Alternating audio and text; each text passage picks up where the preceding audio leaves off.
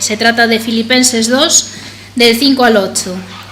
Haya pues en vosotros este sentir que hubo también en Cristo Jesús, el cual, siendo en forma de Dios, no estimó el ser igual a Dios como cosa que aferrarse, sino que se despojó a sí mismo, tomando forma de siervo, hecho semejante a los hombres, y estando en condición de hombre, se humilló a sí mismo, haciéndose obediente hasta la muerte, y muerte de cruz.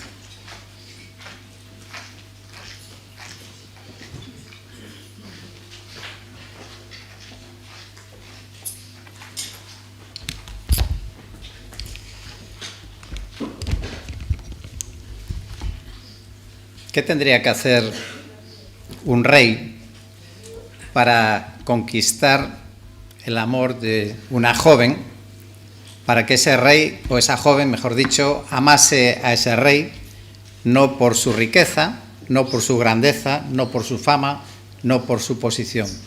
¿Qué podría hacer un rey para que esa joven le amase por lo que él es como persona y no por su posición?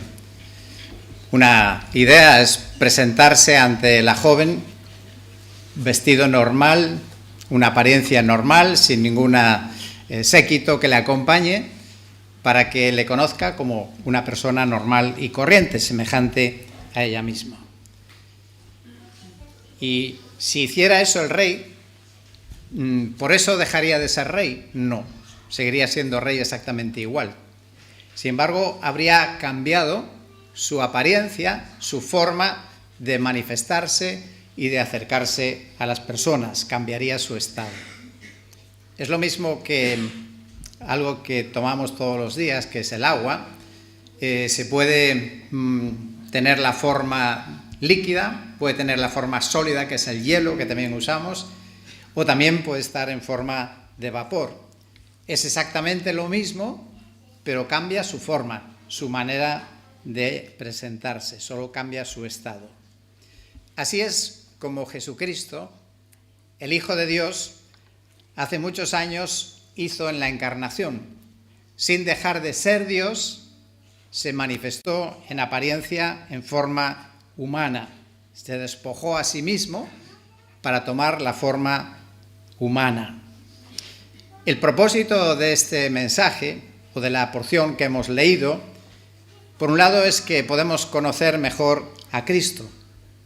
Y cuanto mejor conozcamos a Cristo, pues tendremos más esperanza, tendremos mayor confianza para afrontar nuestro día a día.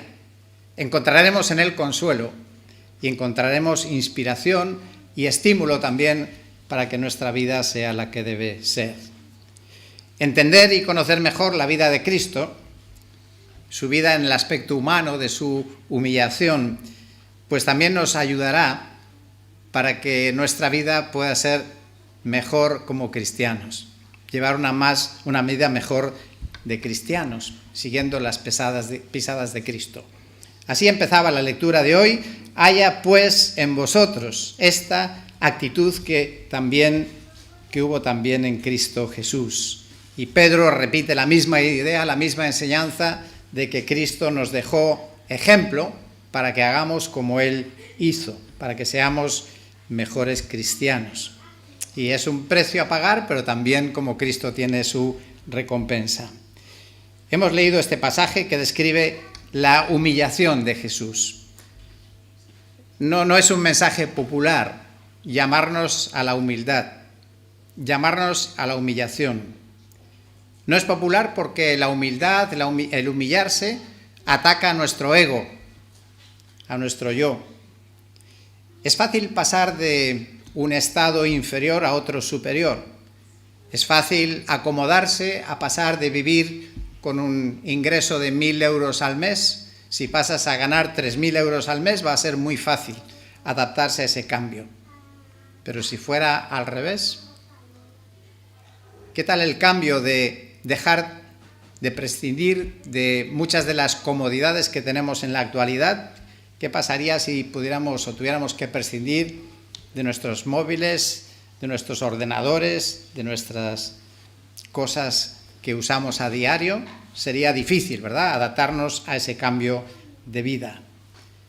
Sin embargo, lo cierto es que la humildad Y esta actitud de humildad haría un mundo mucho mejor y nos haría creyentes también mucho mejores.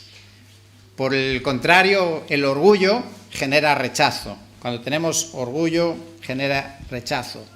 Y el orgullo, que también se define con esa palabra ego, el ego, es el orgullo también, es una manifestación. Nuestro orgullo es una manifestación del egoísmo, porque buscamos primero lo nuestro, antes que lo de otros. Y parece instintivo que tenemos que buscar primero lo nuestro, pero Cristo dice que sigamos su ejemplo, que primero buscó el interés de otras personas. Ya he mencionado en otras ocasiones esa ilustración que había encontrado en un gran almacén, en el tablón de anuncios. Vosotros lo habéis visto seguro muchas veces. De esos dos burros atados el uno al otro, cada uno tiene su montón de comida, uno a un lado y otro a otro. Y claro, si los dos tiran a la vez para buscar lo suyo, cada uno su comida, no come ninguno de los dos. Pero si uno cede, pueden comer juntos en un montón y luego en el otro. Y Jesús dice que tengamos esta actitud que tuvo Cristo. Él es el más grande, la persona más grande que ha existido en el mundo, en la historia. Y él dice, no consideró el ser igual a Dios como algo a que aferrarse. Y la palabra que usa Pablo para describirnos ese hecho es la idea de que no se agarró a algo para no querer compartirlo. Esto es mío, yo no lo comparto. Y nosotros pues podemos tener muchas cosas que podemos compartir y no compartimos, como podría ser también nuestro tiempo. A veces nos aferramos a nuestro tiempo y no estamos dispuestos a compartirlo con los demás. Estoy convencido, creo que nuestra vida, tu vida, mi vida, está diseñada no para vivir en la individualidad, sino en la colectividad. Nuestra vida nos ha sido dada para compartirla. Y en la medida en que compartimos nuestra vida tiene sentido y además tiene fruto. Esta mañana quiero mencionaros los 3 pasos que menciona el pasaje de hoy de Filipenses capítulo 2, los 3 pasos de descenso para luego llegar a lo más alto. El primer paso que tomó el Señor Jesús fue tomar la forma de hombre. Jesús dejó la forma de Dios para tomar la forma de hombre. Y nos dice que fue un acto deliberado de su voluntad, porque quiso. Dice, se despojó, dice el verso 7, él se despojó a sí mismo. Nadie le despojó, nadie le dijo a Cristo, nadie le obligó a hacerse hombre, sino que él decidió. Dice la traducción, la Nueva Versión Internacional, se rebajó voluntariamente. Cristo quiso tomar esa decisión de humildad y de humillarse. Y la gran pregunta de este pasaje, sin duda difícil, y que se hacen muchas personas, es de qué se despojó el Señor Jesús, el Hijo de Dios. La Biblia de las Américas, en una nota al pie, dice, renunció temporalmente a sus privilegios. Hay otras traducciones, y como siempre las notas tenemos que tener cuidado con ellas. En este caso no es una mala traducción, pero en la nota de la Biblia textual dice, se despojó de sus atributos divinos. En mi opinión, dejaría de ser Dios si se despojara de los atributos. En realidad los puso a un lado, si quieres, pero no los perdió. Lo que dice el texto que hemos leído, el pasaje, es que él dejó la forma de Dios para tomar la forma de hombre. Y esa palabra de forma significa apariencia externa, la apariencia o manifestación externa. Y Dios en Jesús se hizo carne, es decir, se vistió de humanidad. Y aunque estaba vestido de humanidad, sin duda traslucía su gloria, porque era imposible ocultarla totalmente. Antes mencionaba el ejemplo del agua, de cómo sin perder en nada su esencia puede manifestarse en diferentes formas. Podríamos poner otro ejemplo, un hombre fuerte que voluntariamente se encadena, se pone su candado, lo cierra y tira la llave. ¿Ese hombre ha perdido algo de sus cualidades? Ninguna. Sin embargo, voluntariamente se ató y se autolimitó. O tal vez otro ejemplo que quizás sea mejor. Imagínate que por un día decides pasarlo con una venda en los ojos, como si fueras una persona ciega. Tomarías la forma de un ciego y efectivamente no verías las cosas. No podrías vivir como si tuvieras vista, pero también es cierto que no habrías perdido la vista, la tendrías pero limitado. Algo así podría describir lo que el Señor hizo al humillarse haciéndose hombre para acercarse a nosotros. Otro texto que también nos puede dar alguna luz de qué es lo que pasó con el Hijo de Dios para que diga que se despojó de su forma de Dios para hacerse hombre, es cuando llegó el momento de recuperar esa forma anterior. Y eso está en Juan capítulo 17, versículo 5.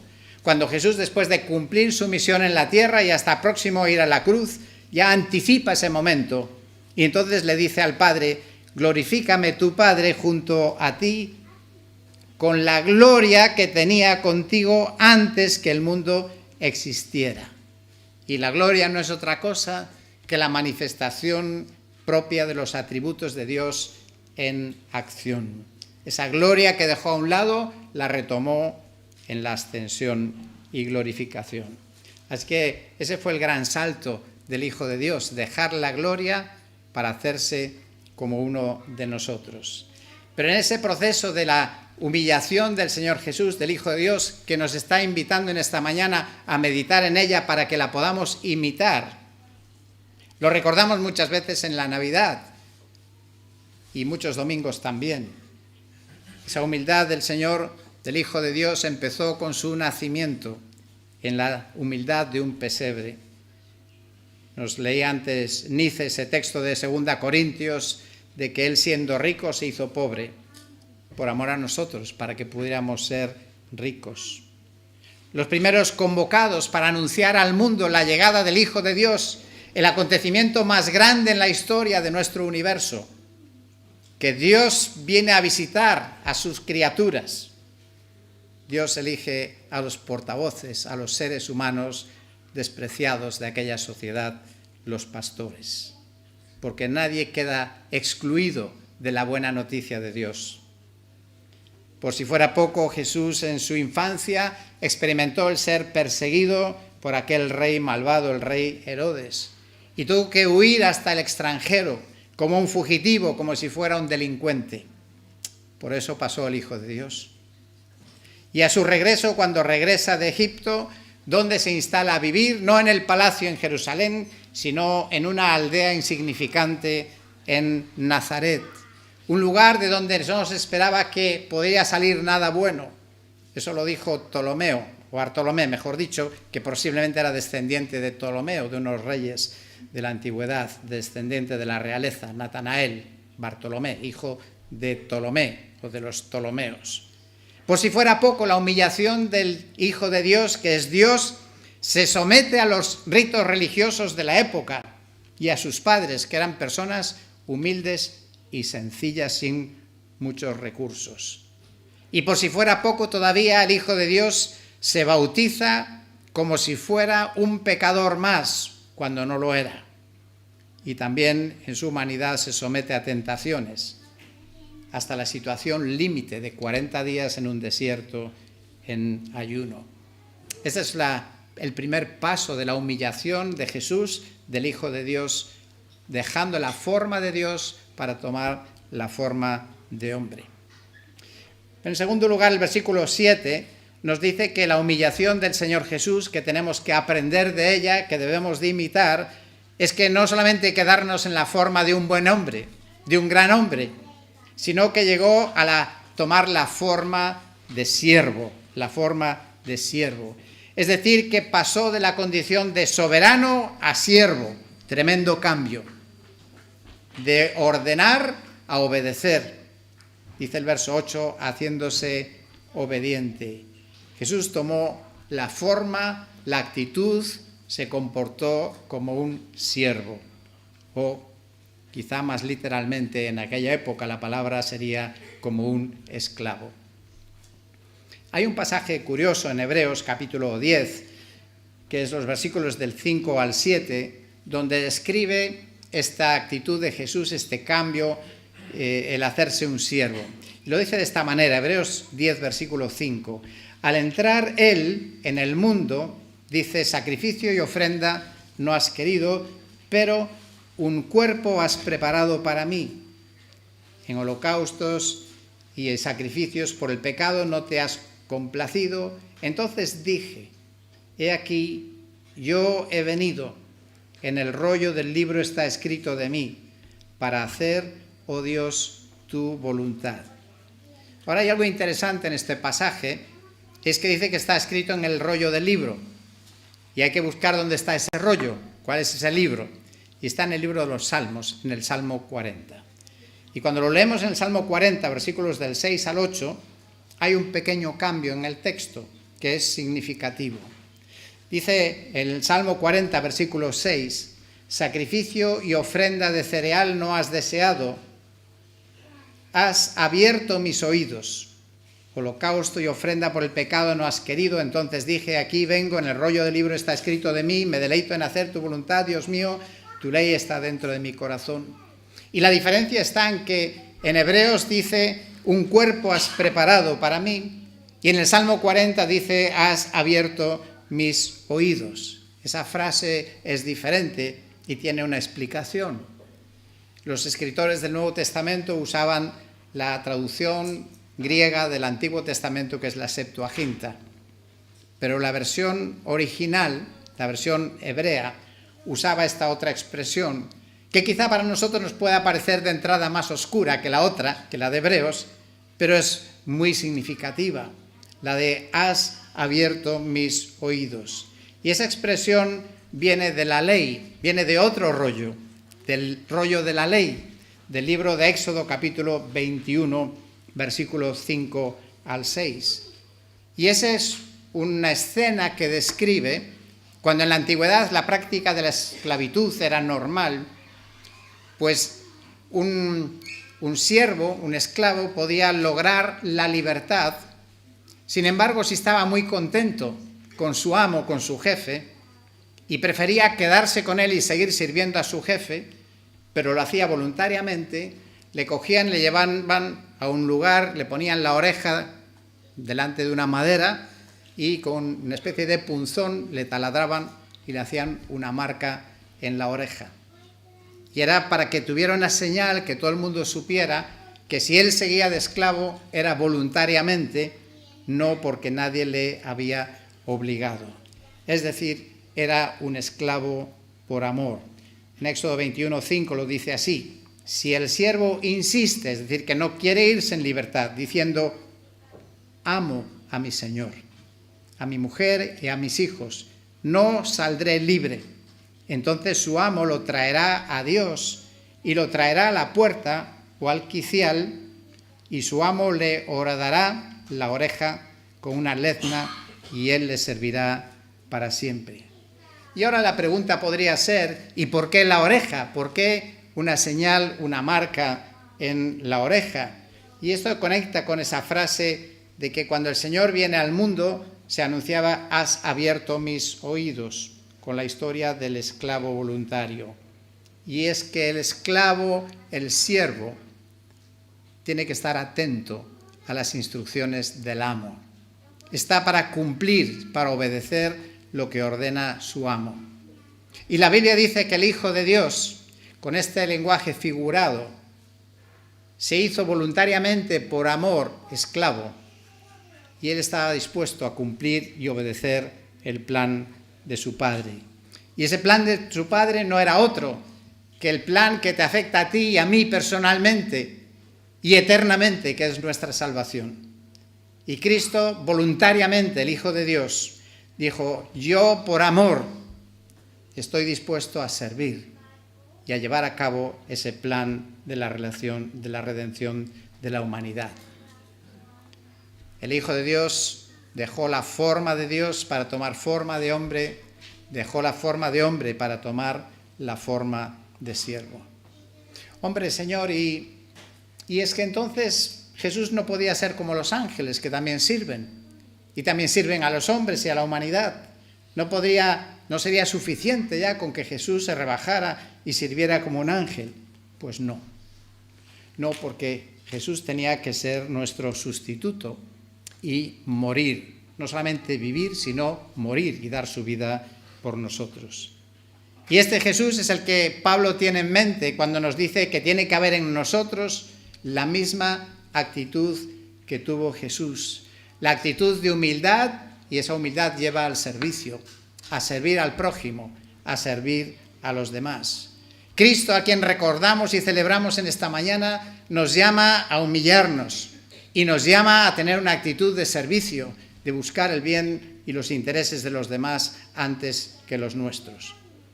Decía al principio, no es un mensaje popular, pero es lo que dice Pablo y lo dice inspirado por Dios. En una ocasión del tiempo Jesús en la tierra, se le acercó una madre y las madres lógicamente quieren lo mejor para sus hijos. Y esta madre se acercó a Jesús y le pidió un favor.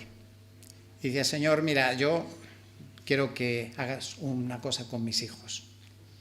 Y quiero que les des a los dos el lugar más importante en tu reino, en el reino de los cielos. Y en aquella conversación de Jesús con esa mujer que buscaba un puesto importante, buscaba lo mejor para sus hijos, Jesús le dijo, ¿sabéis que los gobernantes de los gentiles se enseñorean de ellos? Esto está en Mateo capítulo 20, del 25 al 28. Y que los grandes ejercen autoridad sobre ellos.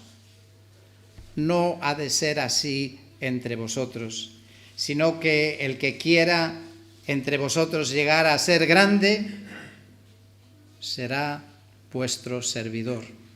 Y el que quiera entre vosotros ser el primero, será vuestro siervo.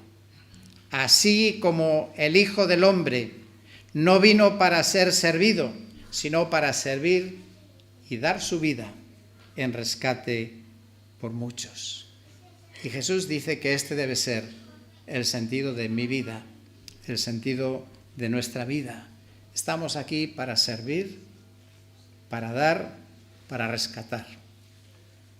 Un himno antiguo que de vez en cuando hago referencia a él, que nos llama a brillar en el sitio donde estemos, brilla en el sitio donde estés.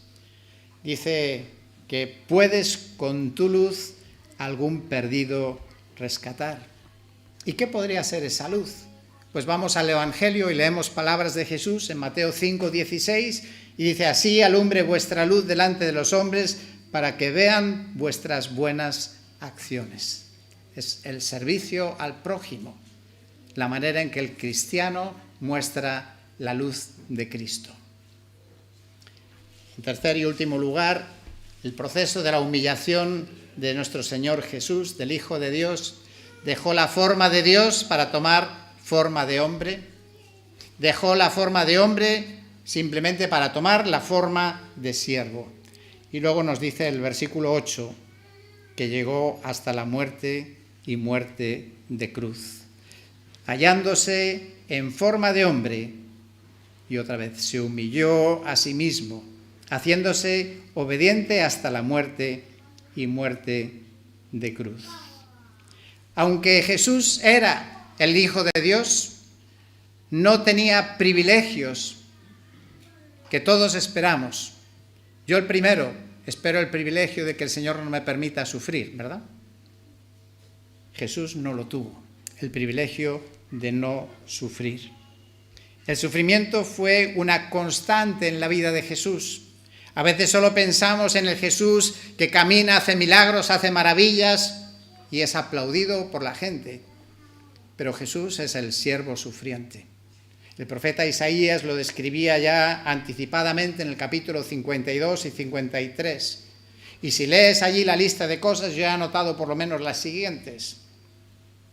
Que su aspecto sería desfigurado, despreciado y desechado por los hombres, varón de dolores, experimentado en aflicción, despreciado, desestimado, herido, afligido, molido, oprimido, angustiado, muerto y sepultado como un malhechor.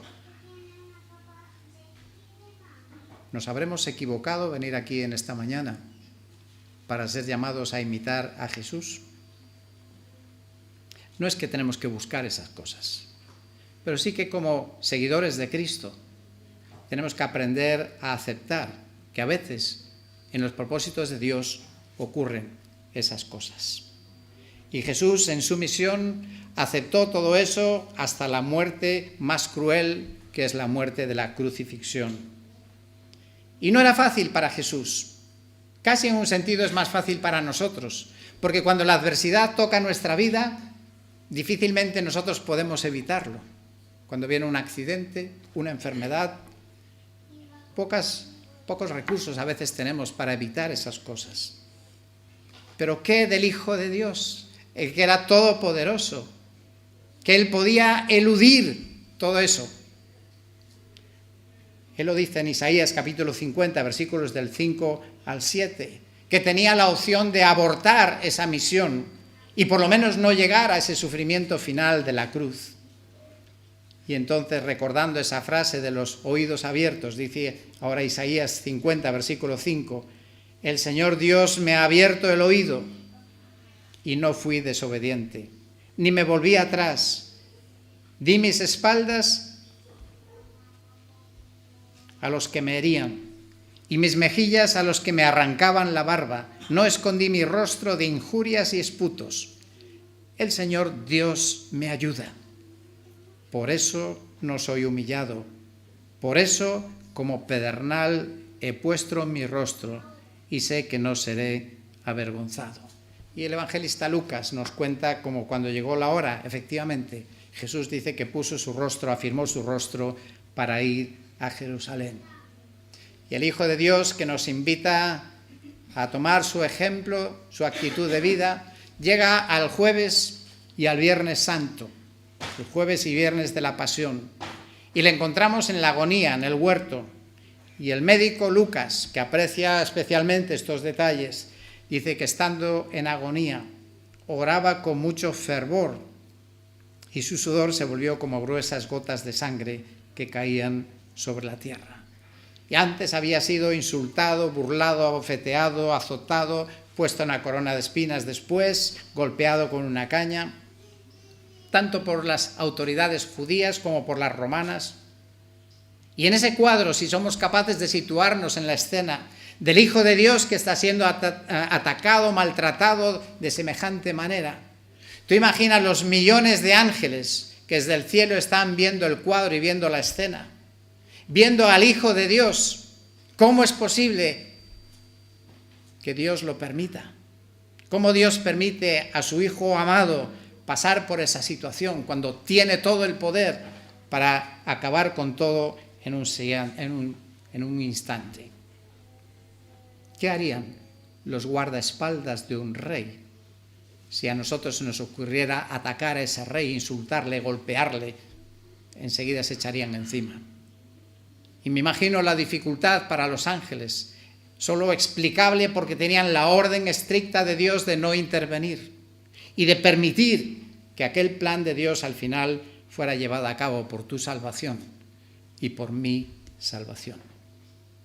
Y Jesús dice, o Pablo dice, que tengamos la misma actitud que el Señor Jesús. Dice que fue obediente hasta la muerte, pero muerte de cruz. La tortura más horrible, que genera más sufrimiento, el dolor físico, la fiebre, la muerte por asfixia. Bueno, hay alguien aquí que no hace mucho experimentó lo que es alguna sensación de asfixia, ¿verdad? En la cruz se muere por asfixia. Y el momento tan crítico de separación, de abandono de su Padre. Jesús en la cruz decía, Dios mío, ¿por qué me has abandonado? Y ese era el momento en que Jesús cargaba con tu pecado y con mi pecado. Y por eso el Padre tenía que mirar para otro lado. Dice 2 Corintios 5, 21 que Dios le hizo pecado por nosotros. Gálatas 3:13, que se hizo maldición, se hizo maldito por nosotros. Y se dice así que era maldito porque en la antigüedad los colgaban como un espectáculo público, como un ensañamiento a mayores, como un espectáculo.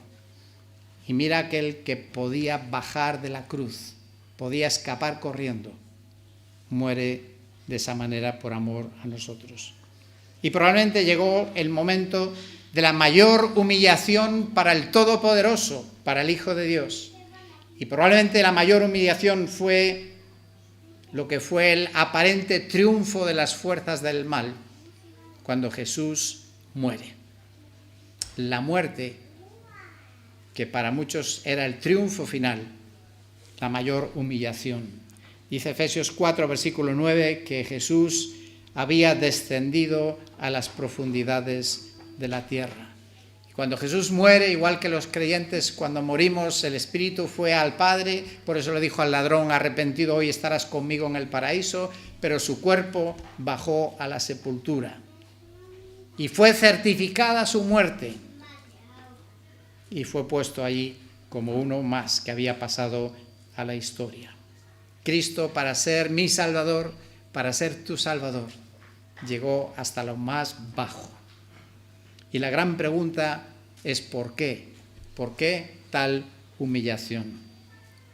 En primer lugar, por mí y por ti. Gálatas 2:20 dice, me amó y se entregó a sí mismo por mí. El Hijo de Dios, el Rey de Reyes, entregando su vida por mí, por un ser humano con tantas faltas y defectos, y Él quiere aceptar y llevar sobre sí todo eso por amor a mí, pero no solo por amor a mí, por amor a todos. En Hebreos 2:9 dice, padeciendo la muerte para que por la gracia de Dios probara la muerte por todos, para que su muerte nos librase a nosotros de nuestra muerte. Hebreos también dice un poco más adelante, para anular el poder del diablo y librarnos de esclavitud. La historia continúa. La vamos a dejar aquí en esta mañana. La historia continúa porque Jesús no quedó en la tumba, sino que Filipenses describe cómo después Jesús fue exaltado. El que fue humillado hasta lo sumo, también fue exaltado hasta lo sumo. Pero para concluir en esta mañana, en estos momentos de reflexión acerca de lo que hemos estado hablando, se llama el estado de humillación de Jesucristo. Para mí, por lo menos, lo es. No sé si para ti, una historia realmente conmovedora. Es la mayor demostración de amor que puede existir en el universo. Creo que no nos puede dejar indiferentes a nadie. Meditar en la humillación del Señor por amor a nosotros. Y una muestra de amor tan grande solo puede recibir otra respuesta de amor y de gratitud. Es conocido el soneto de Teresa de Ávila, que decía, no me mueve mi Dios para quererte el cielo que me tienes prometido, ni me mueve el infierno tan temido para dejar por ello de ofenderte. Tú me mueves, Señor. Muéveme el verte clavado en una cruz y escarnecido. Muéveme el ver tu cuerpo tan herido. Muéveme tus afrentas y tu muerte. Muéveme, en fin, tu amor. Y quiero sugerir 3 respuestas. La primera, si tal vez hay alguien que en esta mañana todavía no ha aceptado ese regalo del perdón que Cristo ofrecía, haciendo todo ese proceso tremendo de humillación, muriendo en la cruz por ti. Y ahora es un buen momento también para poder recibir la salvación, el perdón de Cristo. La segunda cosa que me sugiere esta historia es que el amor a Dios, la respuesta de amor a Dios se demuestra en la obediencia. Decía el versículo 5 de Filipenses 2, del pasaje de esta mañana, haya pues en vosotros esta misma actitud que hubo también en Cristo Jesús. Y la humildad lleva al servicio. La humildad lleva a la obediencia. Y la humildad lleva a la aceptación de lo que Dios permite en nuestras vidas. a veces hay situaciones dolorosas, desagradables, pero podemos ver al Cristo de la cruz y encontrar en Él ayuda para aceptar el plan de Dios o lo que Él pueda permitir. Y la tercera, ¿qué otra cosa podríamos hacer en esta mañana? ¿Quién no puede decir una sola palabra? Gracias.